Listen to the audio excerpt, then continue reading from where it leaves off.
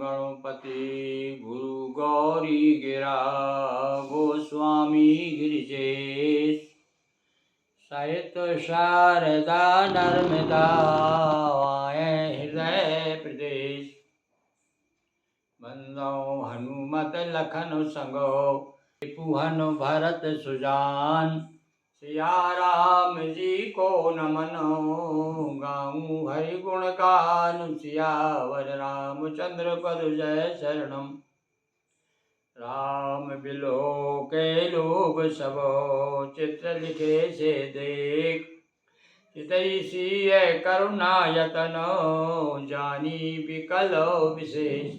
एक बार राम जी ने धनुष तोड़ने के पूर्व चारों तरफ दृष्टि फैलाई, सब लोग बिल्कुल जैसे चित्र बना कर किसी ने खड़े कर दिए हों, इसी प्रकार से।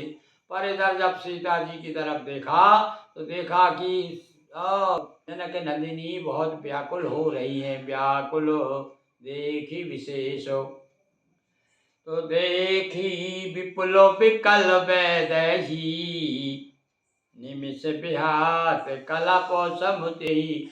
आदमी जब दुखी होता है तो एक एक क्षण एक एक मिनट जो है युग युग की तरह दिखाई देता है, भारी पड़ जाता है, काटे करता नहीं है। तो कहते हैं भैया एक युग के समान एक एक पल बीत रहा है।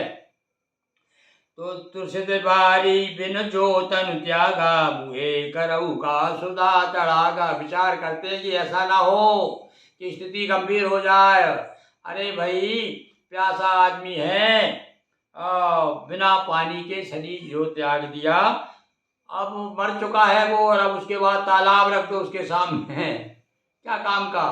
जब जरूरत थी तब तो दिया नहीं, तो मतलब समय पे सब काम होना चाहिए, कहने का अर्थ है।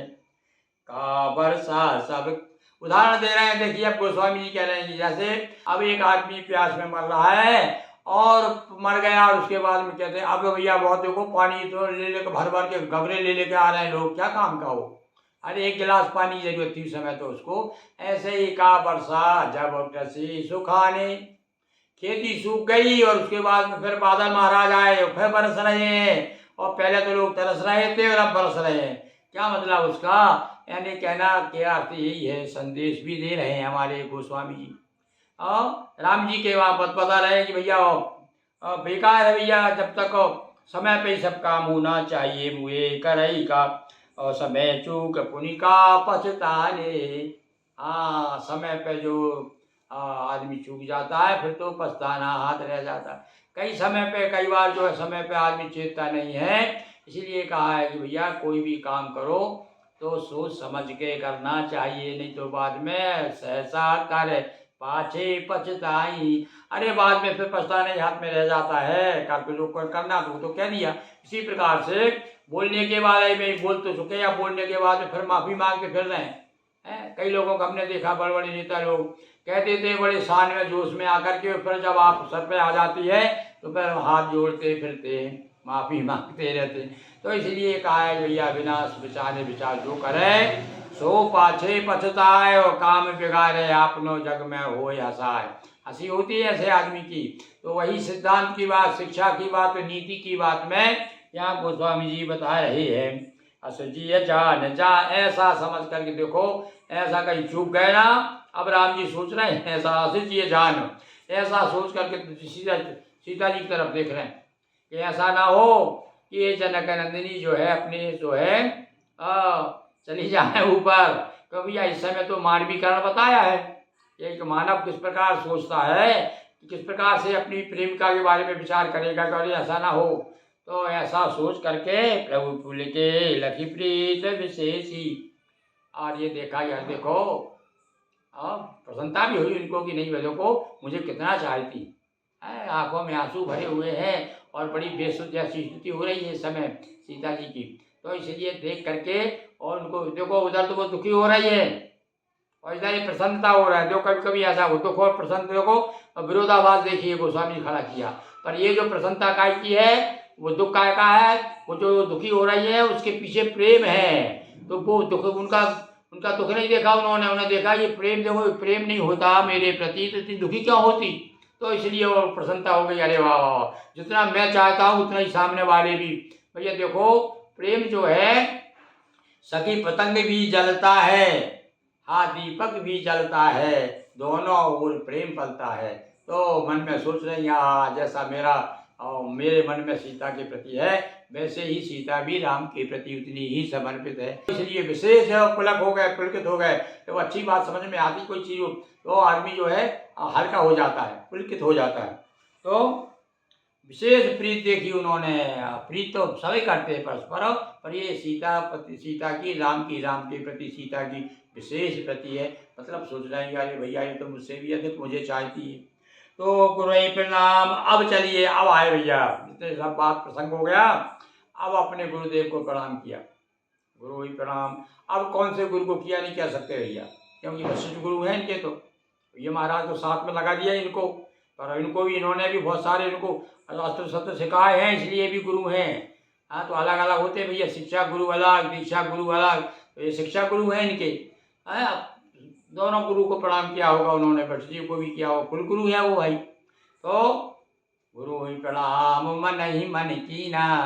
अब देखो मर्यादा बताई है भैया। अब जो ऐसा स्थान है, सब तो जोर से नहीं बोल सकते यहाँ पर, हैं, तो अपनी मन मन में स्मरण का।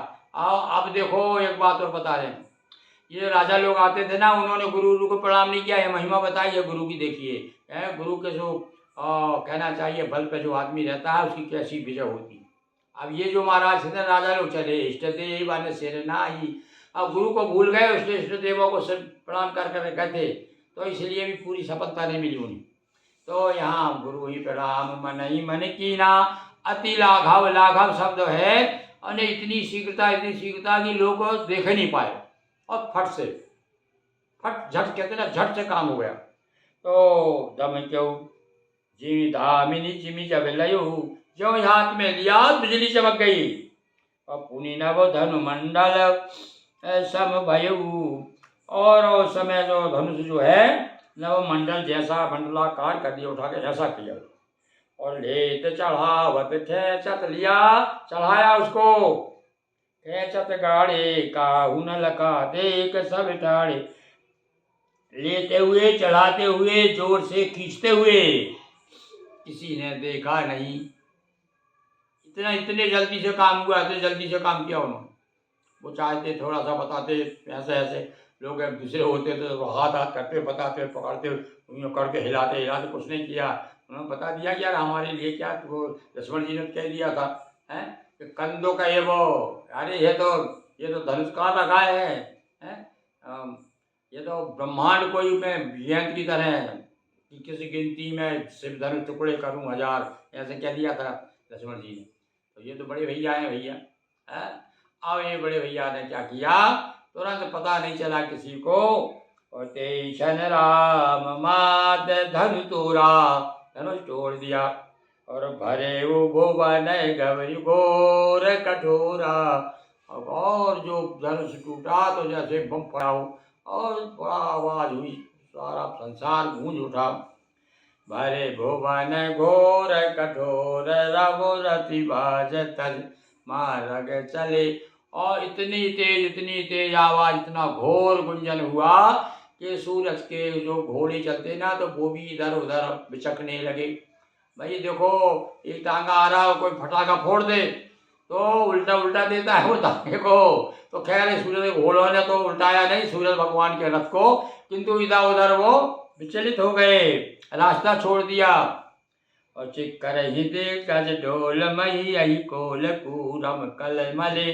कहते हैं भैया ये पृथ्वी जो है शेषनाग है, और कोल है, अही है, और कूर्म है, ये सब लोग जो है पृथ्वी के नीचे वाले जो हैं, इन्होंने जो करवट ले घबरा गए, ये भी पृथ्वी डोल गई। तो ये देखो टक्कर बराबर की थी। रावण के लिए भी कहा है कि चलत दशानन डोलत अविनी, वो भी चलता था, धरती कांपती थी। तो यहाँ भी जो ही धनुष छोड़ा राम जी ने, और सब वो तहस नहस हो गया। और सुर असुर मुनि कर कान दीने यानी हाथ हथेली लगा ली कान पे, इतनी घोर आवाज। कई बार भैया ये डीजे चलता है ना, तो यहाँ ये धड़ हमारा दला है, अभी ये दल बाजू में डीजे बज रहा था, तो ये धड़ धड़ ऐसा ऐसा हो रहा था। अभी पेपर मैंने पढ़ा था, ये बच्चा कमज़ोर था, उसका दिल था छेद था उसके हृदय में, और जो डीजा बजा तो वो बच्चा मर ही गया। तो इसलिए यहाँ तो भैया इतना बड़ा काम हो गया है, धनुष टूट गया, तो सारे लोगों ने कानों पे हथेली रख ली। सुर असुर मुनि, मुनि हो असुर हो देवता हो, सब सब व्याकुल हो गए। अब भाई इतनी बड़ी आवाज गर्जना होगी तो कैसे नहीं हो जाएंगे व्याकुल। को दंड खंड राम तुलसी जयति बचन उचारई। आओ, आदमी जब व्याकुल हो जाता है, दुखी हो जाता है, तो फिर राम राम याद आता है, ये जयकार करता। फिर जब पता चला उनको करे, अरे कुछ नहीं धनुष टूटा है भाई, शिव जी का धनुष जो जनक जी के यहाँ जो हुआ, अब तो राम जी का विवाह होने वाला है, तो सब लोग पे जय जयकार करने लगे। शंकर चाप जहाज सागर रघुवर बाहुबलो। अब देखो, शंकर का चाप, शंकर जी के धनुष को क्या उदाहरण दिया, जहाज की। एक जहाज है बहुत बड़ा, नाव से बड़ा होता है समुद्र में, समुद्र में जो नाव चलती है जहाज कहते हैं, तो वो जहाज है। और सागर रघुबर बाहुबलो, भगवान राम जी की ताकत जो है, भुजाओं का बल क्या है, वो समुद्र है। और इस समुद्र में लहरा रहा है कौन, वो जहाज। जहाज क्या होती है, बड़ा समुद्र में लहराता रहता है। भूल सुसकल समाज चढ़ा जो प्रथम ही मोह बस।